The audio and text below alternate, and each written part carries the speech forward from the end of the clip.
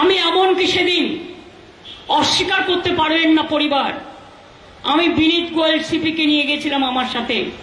যদি বাবা মার কোনো সন্দেহ থাকে তাদের থেকে তার কথা শুনবার জন্য আমি প্রায় 1 ঘন্টা ছিলাম।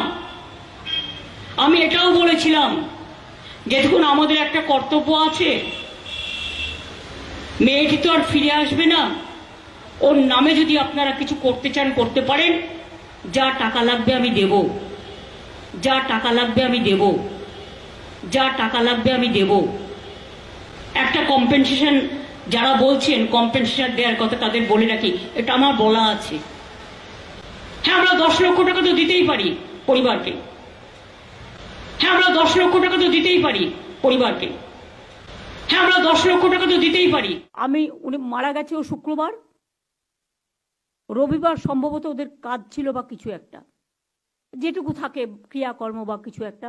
আমি ইচ্ছা করে সেদিন ডিস্টার্ব করিনি পরিবারকে। মুরলি গেছিল রিপোর্ট দিতে বিকেলে, সোমবার দিন সম্ভবত আমি তাদের বাড়িতে গিয়েছিলাম। মোস্ট প্রবলি সোমবার, মঙ্গলবারও হতে পারে, বাট আমার মনে হচ্ছে সোমবার।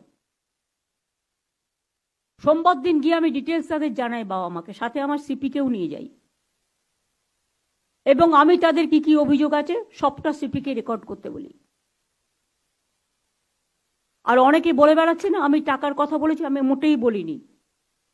আমাকে প্রমাণ দেখাক কোথাও আমি টাকার কথা বলেছি, মেনশন করেছি। মিথ্যে কথা, কুৎসা, অপপ্রচার, চক্রান্ত